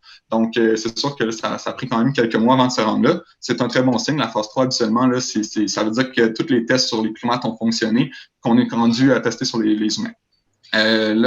Par exemple, Pfizer, notamment dernièrement, là, on réussit aussi un vaccin allemand là, qui a passé là, la phase 3. Ils sont juste à regarder des petits détails là, expérimentaux, puis ils pensent qu'ils vont être capables de distribuer. Là, Pfizer, notamment, ils ont dit qu'elle allait être probablement capable de distribuer jusqu'à 50 millions de vaccins d'ici la fin de 2021. Est-ce que c'est vrai? On peut peut-être douter un petit peu, mais dans un certain sens, ça veut dire que l'arrivée d'un vaccin est très proche, là, autrement dit, là, quand même. Merci beaucoup, M. Chouanière. Vous avez vraiment répondu à ma question. Merci. La prochaine question est justement en lien avec les vaccins. Donc, une question de Sheikhi Omar. Vu que les vaccins, il a 90% d'efficacité environ, qu'est-ce qui fait l'inefficacité des 10%? Où réside-t-elle? Qu'est-ce que j'ai bien appris là, dans mes cours d'immunologie, c'est que chaque personne va réagir différemment au vaccin. Dans un certain sens, c'est qu'on est tous différents. Hein, dans notre organisme, on réagit différemment aux médicaments, on va réagir même différemment à des facteurs externes. C'est la même chose un peu pour notre système immunitaire. Qu'est-ce qui est pire avec le système immunitaire, c'est qu'on ne va pas tout le temps comprendre tout non plus comment que ça fonctionne. Dans le sens qu'on a une base, on dit « OK, le système immunitaire, on sait que ça fonctionne comme ça ». On est capable d'exploiter aussi, de renforcer le système immunitaire par des vaccinations, par exemple. Mais il y a toujours des résultats qu'on ne s'attendrait pas, des personnes qui vont réagir d'une façon différente aussi. C'est un petit peu la même affaire, comme dans l'infection un peu du coronavirus. Tu sais, pourquoi il y a du monde qui vont développer des symptômes graves, puis d'autres qui vont développer pratiquement aucun symptôme. Mais mettons, par exemple, pour 2 personnes en santé, c'est sûr que s'il y a des personnes plus à risque, malheureusement, ils risquent plus de développer des symptômes graves. Mais pour 2 personnes en santé, pourquoi une personne développerait plus de symptômes qu'un autre? Tu sais? On est encore dans un peu l'inconnu de ce côté-là. 90%, quand même, c'est un chiffre qui est très élevé, là, même plus élevé à ce que je pourrais m'attendre, dans le sens que ça veut dire que dans 90% des cas de vaccination, les personnes vont réussir à développer une immunité. Ça veut pas nécessairement dire qu'ils vont pas développer de symptômes, mais s'ils développent des symptômes, ça va être des symptômes qui vont être très faibles. Dans les 10% restants, peut-être que leur système immunitaire va pas avoir réussi à avoir fait leur immunité d'une certaine façon. Peut-être que le virus va avoir réussi à infecter d'une autre façon l'organisme. Il y a plein de facteurs là, qui peuvent différencier ça. Mais la marge de 90%, c'est quand même très bon. Il y a toujours un pourcentage, par exemple, comme les vaccins contre la grippe. Il y a aussi le fait que le virus, comme que je parlais des costumes tantôt, là, ça peut changer quand même entre-temps, dans le sens que si, par exemple, il porte un costume de pirate, ça ne veut pas dire qu'à cause qu'il va avoir un gant une certaine journée, qu'il ne va pas changer son gant comme accessoire, tu sais, ça va être un petit peu différent. Fait que peut-être que le système immunitaire va reconnaître un petit peu moins bien aussi le virus de ce côté-là. Il y a plusieurs facteurs comme ça qui peuvent faire varier, là, mais en gros, là, c'est quand même très bien, 90%. Parfait, merci. Donc, prochaine question, M. Henri Batica demande s'il a une explication, le fait qu'il y en ait moins de morts en Afrique.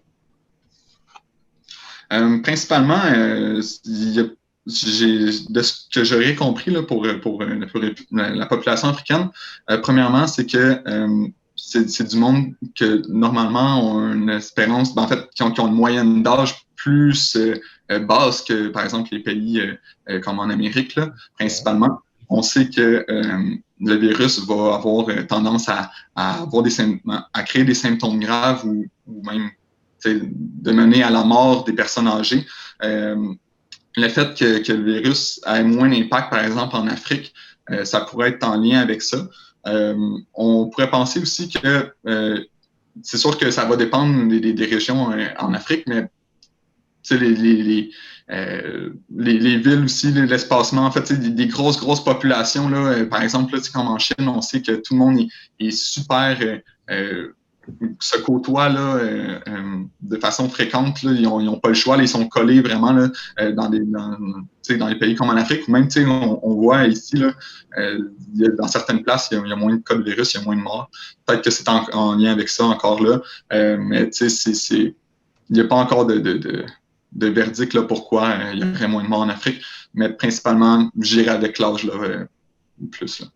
Merci. Prochaine question. Goliador demande combien de temps on peut rattraper le virus après avoir été positif? OK. C'est une très bonne question aussi.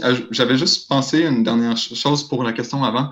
Il y avait aussi, en fait, des prédispositions de personnes qui vont mourir de la COVID-19. Je pense que j'avais vu une statistique que 65 à 70% du monde qui meurt du coronavirus vont être atteints d'obésité. Donc, il y a beaucoup de ce facteur-là aussi qui peut être un impact là, dans les pays plus européens ou américains où l'obésité est plus présente aussi. Ça peut être un autre facteur. Pour aller à la question, dans le sens qu'une fois qu'on a attrapé le virus, normalement, on devrait être comme immunisé là, dans un certain sens là, du virus, ou bien, en fait, on a vu là, des cas là, en Chine dernièrement, ils ont recensé le premier cas de personnes qui s'étaient réinfectées du virus. Donc, ça veut dire qu'il y a le virus la première fois, puis la deuxième fois, il a comme re-eu le virus. Tu sais, ça fait comme 6 mois. Là. Par contre, qu'est-ce qu'on a vu, c'est que cette personne-là, en fait, toutes les personnes qui ont déjà été contaminées au moins une fois avec le virus, là, risquent d'avoir une immunité là, pour plusieurs années. Là. Des cas comme ça, c'est extrêmement rare, dans le sens que si on en a vu juste un, quelques-uns, ça veut dire que c'est très, très rare. Puis cette personne-là, la deuxième fois qu'elle a contracté le virus, elle avait presque pas de symptômes. Fait que c'est un autre aspect là, de cette immunité-là. Est-ce que vous voulez dire comme est-ce qu'on ne peut pas rattraper le virus?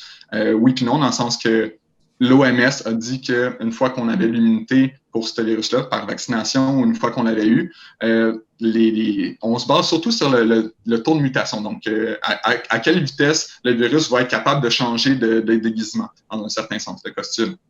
On pense que le coronavirus, là, dans les articles que j'ai lus, puis que l'OMS avait dit aussi, ça serait environ 15 ans là, qu'on serait immunisé là, pour ce type de maladie-là. Mais encore là, ça peut être très spécifique à certaines personnes, mais une fois qu'on l'a eu, là, une chose est sûre, c'est que les symptômes sont vraiment moins graves si jamais tu as besoin de le recontracter. Sinon, ça va prendre vraiment plusieurs années. Donc, la prochaine question, il me semble que Broulaye Oui. a levé la main. Oui, vas-y. Parfait. Je vais poser ma question. Ma question a 2 volets. Pardon? J'ai dit ma question a 2 volets. Ah, parfait. Il y a beaucoup d'échos. Ma première question concerne d'abord les enfants. Comme on a parlé, il a déjà parlé des enfants, mais moi je reviens sur les enfants. Pourquoi les enfants sont plus immunisés par rapport aux personnes âgées? Hein? Et pourquoi ce virus est contracté par rapport aux personnes âgées plus que les enfants? Ça, c'est la deuxième question. Et puis, je voudrais savoir aussi, qu'est-ce qu'ils en pensent des gens qui ne croient pas trop à ce virus, que c'est de l'arnaque? Qu'est-ce qu'ils en pensent de ça? C'est les 3 questions que je vais poser. OK, c'est tout. Parfait. C'est des très bonnes questions. Je vais commencer par la première. En fait, non, je vais même commencer par la deuxième. Dans le sens que, si j'ai bien compris, c'est pourquoi les enfants, on dirait qu'ils ont moins de symptômes ou ils sont moins affectés par le coronavirus. Premièrement, en fait, c'est de dire que les enfants vont autant être enclins à être contaminés par le coronavirus que les personnes âgées. La différence est au fait que le développement de symptômes graves va être très, très différent chez la catégorie d'âge des enfants de chez la catégorie d'âge des personnes âgées, dans un certain sens. On ne sait pas encore pourquoi les enfants seraient pratiquement comme immunisés d'une certaine façon au coronavirus. On avait remarqué ça aussi dans les différentes pandémies là, que les enfants étaient moins touchés par certains virus. Mais ça dépend toujours du virus, ça dépend comment le système immunitaire réagit aussi. C'est quand même spécial, par exemple, parce que, mettons qu'on compare à la grippe H1N1 qu'on a eue en 2009, c'était le contraire. C'était les enfants qui étaient dans les plus touchés là, versus la moyenne d'âge, en fait. Les personnes âgées aussi étaient quand même très touchées, mais les enfants étaient pas mal touchés également. Fait que c'est juste une façon comment que le virus va aller infecter son autre. Moi, j'irais plus d'une façon, avec les connaissances que j'ai en ce moment, j'irais plus du fait que souvent, on sait que le coronavirus va avoir des attaques non seulement sur les voies respiratoires, mais des attaques sur le système neurologique, le système cardiovasculaire. Souvent, les personnes âgées vont avoir justement des systèmes cardiovasculaires un petit peu plus faibles. Avec l'âge, tu sais, pas, des fois, des maladies qui peuvent arriver plus, contrairement aux enfants, que habituellement, tu ne devrais pas avoir de problématiques là, en lien avec ton système cardiovasculaire dans un certain sens. Puis il y a aussi le fait qu'à partir d'un certain âge, là, on parle surtout d'environ 70 ans, le système immunitaire commence à descendre. Donc ça pourrait être une autre option qui fait en sorte que le système immunitaire, s'il commence à descendre pour les personnes en haut de 70 ans, il serait moins efficace pour se défendre contre le coronavirus. Fait que ça ferait en sorte que le coronavirus peut avoir un plus grand impact aussi sur l'organisme. Encore là, ça va dépendre. Il va y avoir des personnes âgées qui vont être asymptomatiques, là, je ne cacherai pas, mais il y a plus de chances qu'une personne âgée développe des symptômes graves que des enfants. Ça va être pratiquement très, très rare. La raison exacte, c'est encore inconnu, par contre, là, dans un certain sens. Là, ça répondait, je pense, pour la première et la deuxième question. La troisième question qui est qu'est-ce que je pense des personnes qui ne croient pas à la COVID? En fait, c'est un peu triste d'une certaine façon parce que ces personnes-là peuvent non seulement mettre leur vie en jeu, mais la vie des autres aussi en jeu.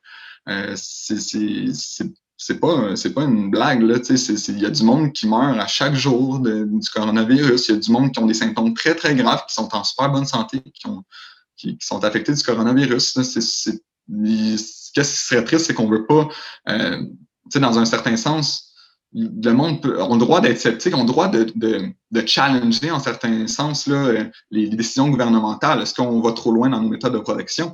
En quelque part, il y a tout le temps c'est pas le gouvernement qui prend ça tout seul comme décision. C'est des grands comités là, des systèmes de santé qui vont dire les règles, c'est un regroupement de personnes en tant que tel là, qui sont experts dans la matière, dire OK, on pèse les pour et les contre, de savoir comment on se protège. C'est sûr que si tu n'as pas personne dans ta famille ou dans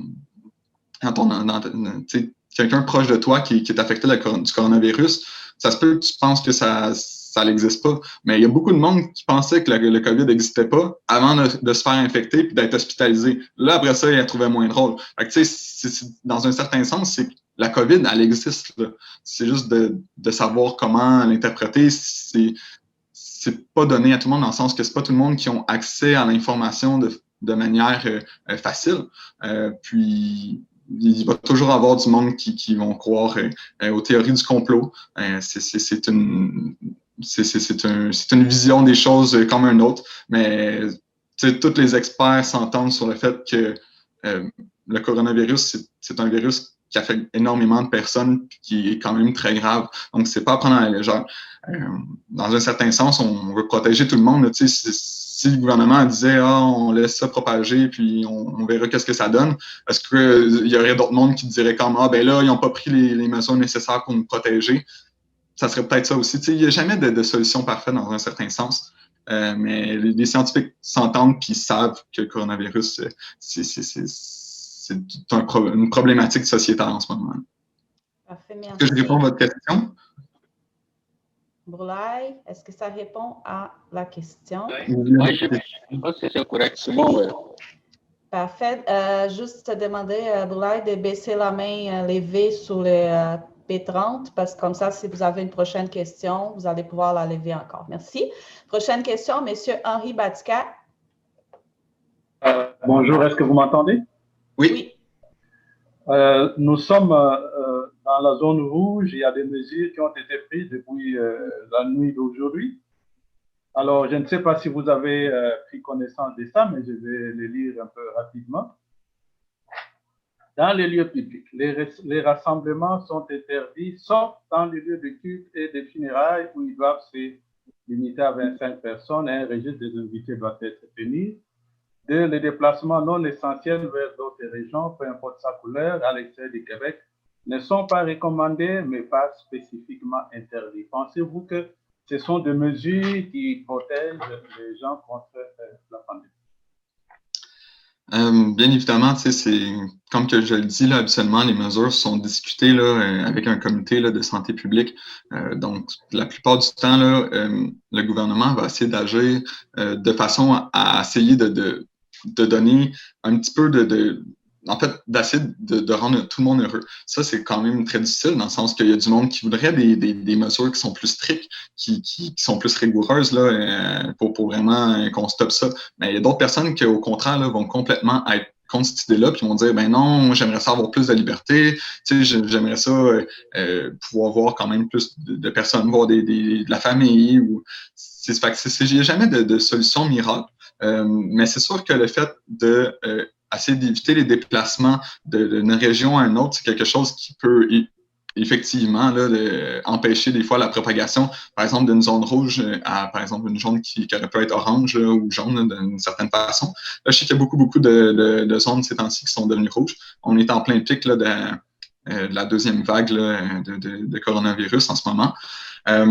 C'est sûr que, d'une certaine façon, dire aux personnes de faire attention, de faire des petits rassemblements pour des raisons très spécifiques, ça peut être une solution qui est envisageable dans le sens que si on fait pas, si le monde n'exagère pas, là, il ne devrait pas avoir trop de problèmes. C'est sûr que le mieux serait vraiment de limiter les contacts, là, comme que j'avais dit, les contacts étroits avec les personnes le plus possible. Mais tu sais, des fois, pas, il y a c'est des débats humains dans un certain sens. Est-ce que s'il y avait quelqu'un de votre famille qui mourait dernièrement, est-ce que vous voudriez ne pas vous présenter à ses funérailles? C'est une question qu'on se pose qui est triste. Puis si tu te mettais à la place de certaines personnes, probablement que tu aurais aimé ça voir pour une dernière fois une personne qui est chère pour toi. Dans un certain sens, ça peut s'expliquer là, d'avoir la chance de se rassembler des fois là, pour certaines situations spécifiques. Par exemple, c'est sûr que ce ne serait pas le moment là, de faire des parties, là, par exemple, qu'il n'y aurait aucune raison de se rassembler là, valable là, dans un certain sens. C'est des décisions du gouvernement. Là. Bien entendu, c'est pas tout le monde qui est d'accord avec ces décisions-là. Puis je pense qu'il y a jamais personne, le gouvernement ne pourra jamais prendre une décision qui va satisfaire 100% de la population. Puis c'est important à se rendre compte de ça. Merci. Prochaine question, Mariam. Oui, c'est un commentaire. C'est concernant beaucoup de propagande qu'on voit sur les réseaux sociaux là, concernant les supposés médicaments ou d'autres formes de thérapie contre le coronavirus. Je pense que c'est des ateliers comme des conférences comme aujourd'hui. Je pense que ça prend tout son sens. Il faudrait impliquer les citoyens, les citoyennes vraiment là pour la sensibilisation en donnant des vraies informations parce que ça peut être biaisé. On voit beaucoup d'informations erronées là sur les réseaux sociaux. Il y en a qui peuvent croire en ça. C'est juste un commentaire pour être vigilant et multiplier un peu plus des ateliers de sensibilisation avec les vraies informations. Non, je suis d'accord. Puis, ça me fait penser à une étude que j'avais vue, que je trouvais bien comique. Ils ont récité, il y avait du monde qui avait sorti des études comme quoi que tel médicament pouvait aider aux symptômes du coronavirus, par exemple. Puis cette étude-là avait fait un petit peu une parodie de ce système-là, dans le sens qu'il avait dit aux personnes buvez, par exemple, un verre de jus de pomme par jour, ça va peut-être vous aider. Puis les personnes qui avaient essayé ça dans l'étude, ça avait donné qu'il y avait moins de symptômes. Mais tu sais, ça peut être faussé pour plusieurs raisons. Tu sais, c'est difficile de se baser sur seulement une étude, surtout pour les médicaments, là, que dans le sens que le virus est encore très nouveau. Hein. Fait que, c'est difficile de se baser sur... Quand tu te bases sur une étude, ça ne veut pas nécessairement dire que cette étude-là est nécessairement bonne à 100%. T'sais, la raison pourquoi les scientifiques habituellement sont bons pour essayer de synthétiser là, les informations, c'est parce qu'ils ne vont pas seulement prendre l'information dans une publication. Ils vont aller voir une centaine de publications qui disent la même chose. Donc, c'est comme ça qu'ils vont réussir à dire, OK, si ça a été, si par exemple le médicament, on voit que ça a été prouvé que ça a été bon, par exemple, d'un test aux États-Unis, en Asie, en Chine, tout ça, là, on pourrait dire, OK, là, on voit on dirait qu'il y a vraiment une bonne efficacité. Mais tu sais, s'il y a un article qui dit, par exemple, aux États-Unis, on a vu que tel médicament est efficace pour traiter ça, mais qu'aucun autre scientifique aurait vu ça, c'est à se poser des questions là, dans un certain sens. C'est sûr qu'il faut avoir un esprit très, très critique là, dans ces domaines-là, mais c'est sûr que c'est difficile aussi de distinguer, en fait, c'est quoi la bonne information d'une mauvaise information, dans un certain sens. C'est pas tout le monde qui a accès à l'information facilement, mais tu sais, je vous conseillerais, là, dans les meilleures informations, les sites gouvernementaux, là, comme le gouvernement du Canada ou le gouvernement du Québec, c'est des sources qui sont très fiables, là, si vous voulez aller consulter ça. Là.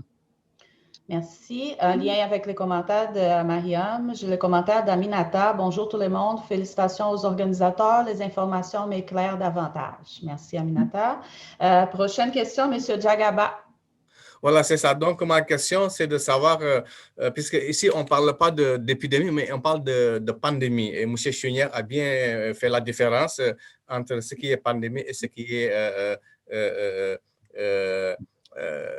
épidémie. Donc, sur le plan international, on sait qu'il y a certains pays qui font beaucoup d'efforts, qui apportent beaucoup de contraintes à leur population. Tout simplement pour que le virus ne puisse pas se propager. Par contre, on voit d'autres pays qui sont laxistes, excusez-moi le terme, mais c'est ça qu'il faut dire, qui ne prennent pas trop au sérieux la pandémie. Donc, est-ce qu'il y a un protocole international, du point de vue scientifique, qui est mis sur pied pour réguler cette différence de comportement face à la pandémie? Parce qu'on sait également qu'il y a beaucoup de déplacements d'un pays à un autre. Donc, un pays qui ne respecte pas bien les mesures édictées versus un pays qui le respecte, est-ce qu'il y a vraiment des limitations, un protocole qui limite les échanges entre ces pays-là pour que la propagation ne puisse pas atteindre des niveaux encore plus importants? Malheureusement, je vais répondre tout de suite à votre question, non. C'est spécifique à chaque pays, à chaque institution gouvernementale d'imposer leurs propres règles. Par contre, on sait que l'OMS, qui est l'Organisation mondiale pour la santé, va émettre en fait des recommandations, comme quoi qu'ils vont dire, selon notre comité d'experts, telle restriction devrait être mise en place pour protéger votre population. Encore là, ils ne peuvent pas obliger un pays, malheureusement, de rentrer en confinement. C'est sûr que ça peut paraître irresponsable pour certaines personnes de certains points de vue, mais on va s'entendre que les pays vont peut-être avoir une mentalité différente. Ils vont penser différemment, ils vont essayer des choses aussi différemment. Donc, on ne peut pas les empêcher non plus, on ne peut pas les obliger non plus à suivre, mettons, ces règles non écrites-là, dans un certain sens. Mais bien entendu, il peut y avoir des mesures qui vont être prises pour contrer un petit peu ça. C'est dans le sens que les États-Unis, ils ont empêché complètement là, la circulation, d'avoir des étrangers, par exemple, qui viennent dans leur pays pendant plusieurs mois. Là. C'est des choses que les pays, par exemple, peuvent faire pour se protéger contre ces situations-là, mais on ne peut pas empêcher un pays de vouloir mettre leurs règles en place. Si leur population est contre un certain principe ou est pour, au contraire, un certain principe, c'est à eux autres de choisir. Donc, j'avais la main levée du cellulaire à Boulay, je crois. Ça serait notre dernière question. Boulay, est-ce que tu as une dernière question? Oui, ma dernière question concerne ce qui s'est passé au Brésil concernant le vaccin. Ce que j'ai vu sur les médias, dans les journaux, il paraît qu'il y a des vaccins qui sont circulés, qui ont testé sur plus de 100 personnes Et parmi les 100 personnes, il y a une trentaine qui sont tombées malades, qui ont eu des symptômes vraiment très graves et qui ont même eu des mal de tête graves. Est-ce que notre conférencier est vraiment au courant de ça et qu'est-ce qu'il peut nous dire de ce vaccin? J'avais entendu parler de cette ébauche de vaccin-là. Par contre, j'ai pas entendu le fait que ce vaccin-là avait passé tous les tests de phase. Si j'avais parlé par exemple là, des étapes de création d'un vaccin. Il y a des compagnies là, qui peuvent faire un petit peu à leur tête. C'est sûr que dans des pays comme les États-Unis, le Canada ou les pays européens qui ont des normes très strictes en termes de santé, ils vont avoir probablement une différence aussi dans la qualité de leurs produits dans un certain sens. Là. Il faut pas que ça soit propagé trop rapidement non plus. Dans un certain sens, 100 personnes non plus dans une étude, c'est pas beaucoup. Tu sais, comme que je parlais dans la phase 3, 10 000, en fait, c'était 20 000 personnes qu'on parlait là, aussi pour tester ce vaccin-là.